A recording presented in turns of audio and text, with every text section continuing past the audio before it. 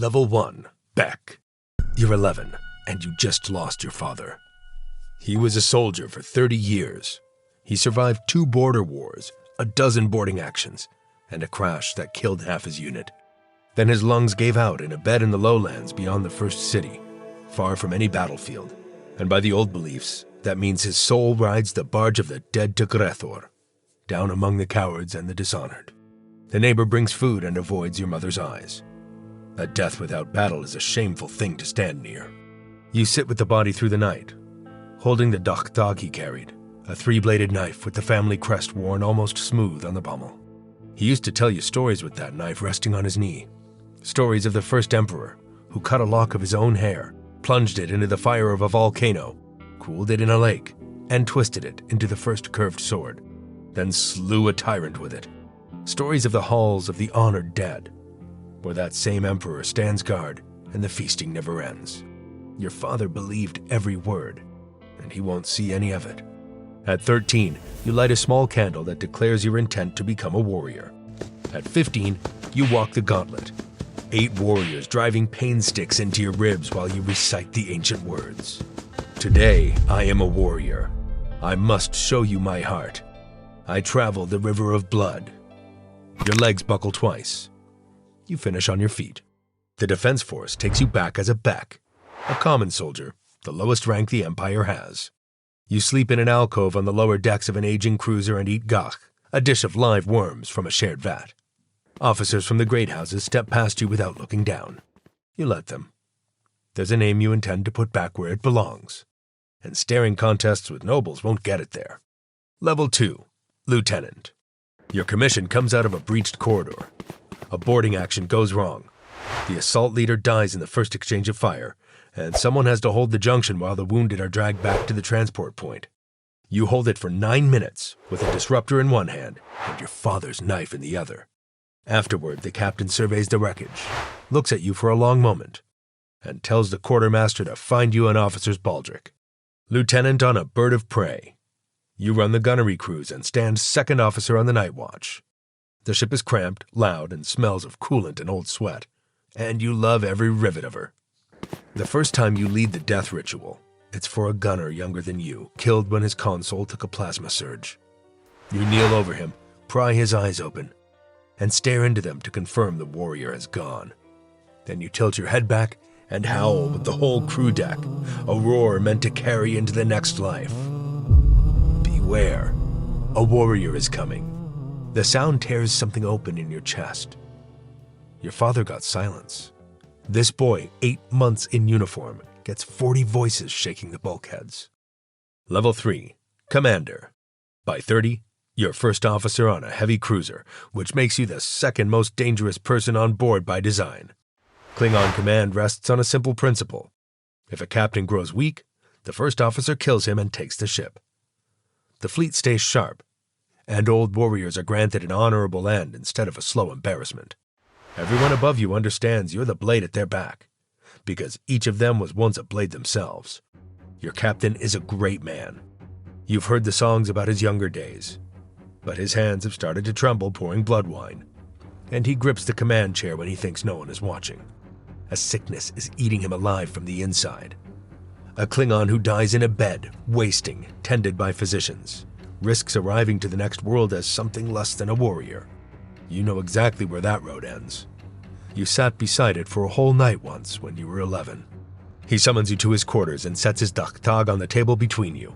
He simply says he would rather his last battle be against you than against a disease. There's a ritual for this, old as the Empire, and it falls to a son or a trusted warrior to see it done. You accept. On his own bridge before his own officers, blades in the open, exactly as the law demands, so the record shows a warrior falling in combat and nothing else. Afterward, you kneel, open his eyes toward the ceiling, and howl until your voice breaks, and the whole crew howls with you, and somewhere beyond the hull, the honored dead make room. He gets the death your father was denied. The High Council reviews the succession and finds it honorable. You take his chair. It takes you a month to stop standing beside it instead of sitting in it. Level 4, Captain. The High Command confirms you within the month. The ship is yours. 3 years of frontier patrols and convoy raids follow. You take a fortified listening post by riding the tail of a comet to mask your approach, decloaking so close that the enemy's sensors and their nerve fail in the same instant. That night, the mess hall invents a song about it.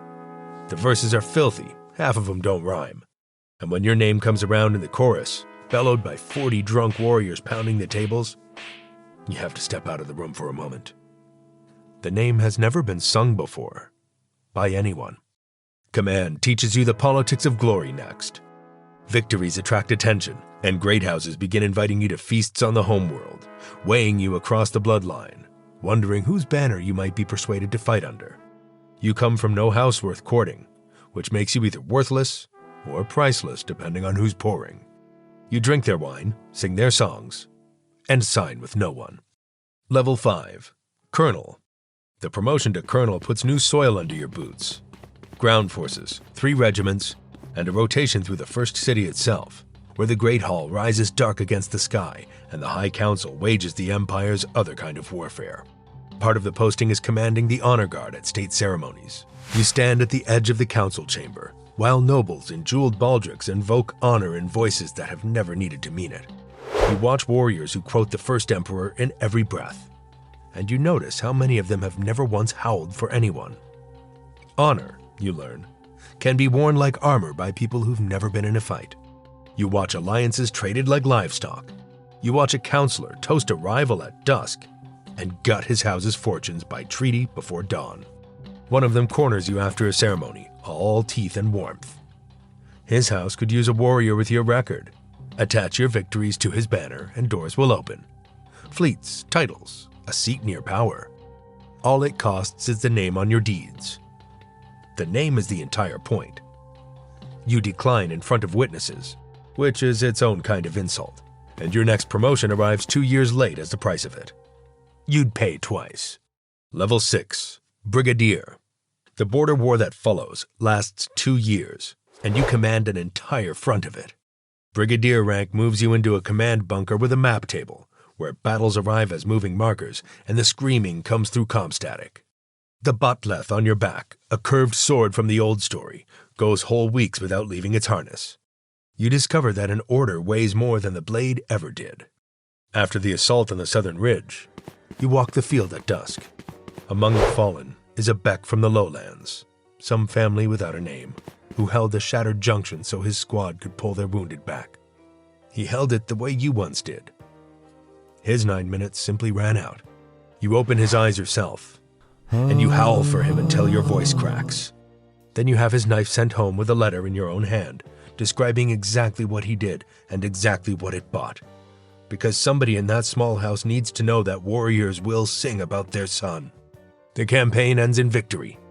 Your name enters the official record of the war, and you find yourself counting how many funerals each sentence of it cost. Level 7. General. General before 50. They induct you into the Order of the Botleth at a forest, in a hall of statues where the Empire's greatest warriors stand carved in stone twice their living height. At the feast, you end up drinking with another general of common birth, a man once rejected from officer training on a legend's whim, who enlisted as a civilian laborer and clawed his way to flag rank one battlefield at a time. He has one eye, a laugh like a hull breach, and no patience whatsoever for nobles.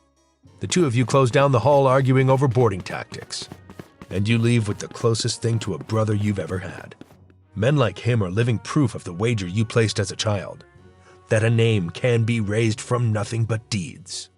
Age starts collecting its tolls. Your knees ache before storms. Old disruptor scars pull tight in the cold. Young officers watch you across briefing rooms, the way you once watched a trembling hand pour blood wine, patient as carrion birds, and you make sure they keep watching. Your blade stays sharp. Your record stays sharper. The challenge never comes. Level 8. Fleet Admiral. When the Great War arrives, the High Council reaches past its own politics for once and hands you the combined fleets. Fleet Admiral. A rank above general, so rarely granted that half the fleet has never served under one, with nothing over it but the Chancellor's own word. War at this scale is a different animal. You move armadas across star charts and watch victories bloom as sensor readings, light years from the fire. Entire battles begin and end while you sleep. The distance gnaws at you, so you keep the old Dahar on your belt in every briefing, smooth crest and all, as a reminder of what the markers on the chart are made of. For 2 years, you grind the enemy back system by system. Then, in a single bad week, the line breaks. A deed worthy of song. An enemy battle group slips through a collapsing flank and turns toward a colony world. 4 million civilians, a defense grid 20 years out of date, and every fleet you command locked in combat across 3 sectors. Your own flagship is in dock with her spine cracked from the last engagement. The only ready hull is an old bird of prey, the same class you captained a lifetime ago. You take her with a volunteer crew and make for the colony where evacuation transports are loading in a panic. One approach lane cuts through the system's ion storms. Hold the lane, and the enemy comes at you in single file or waits days for the storm to turn. Lose it, and 4 million people die in their beds. Before the enemy arrives, you open a channel to the crew. You tell them about a soldier who gave the Empire 30 years and died unsung in his bed. You invoke the old rite, dedicating the coming battle to his name, a victory offered to lift the dead out of Grethor and into the halls of honor. 40 warriors roar his name back at you. Then you say the words every one of them is thinking. Today is a good day to die. The battle lasts 11 hours. You cloak and strike and vanish into the storm again and again, until the lane is a graveyard of burning cruisers. In the 9th hour, a console explodes behind you and puts a fistful of shrapnel through your side, and you command the rest of the battle from one knee, voice level, while the deck tilts under you. When their flagship finally forces the lane, you put your last torpedoes into her at a range close enough to read her hull markings. Then shear her warp nacelle off with your own wing. The relief fleet arrives to find the lane empty of enemies, and your bird of prey adrift, gutted, still firing from 2 of her remaining disruptor banks. 17 of her crew still breathing. The last transport cleared the system 40 minutes before. On the dead bridge, in the dark, you press the worn crest to your forehead and say it aloud. Father, the battle was yours. Level 9, Dahar Master. They summon you to the Great Hall when the war is won. You expect a medal. Instead, before the assembled High Council, the Chancellor speaks a title so rare that the Empire holds only a handful of living bearers. Names that stand beside the legends. Dahar Master, higher than any rank, granted beside your rank, for a life of strength, duty, sacrifice, and honor, sealed by a single deed in a storm. The counselors who once priced your name now bow to it. Composers come within the month, hungry to build the opera. They want to open with the storm, with torpedoes and thunder. You tell them no. The story opens in a small house in the lowlands, with a dying soldier and a name nobody would sing. And the first verse belongs to him. They argue. You're a Dahar Master now. They lose. The opera spreads like fire. They perform it in the first city, in the academies, on garrison worlds your father never saw. And every performance carries his name through the first verse, and your dedication through the last.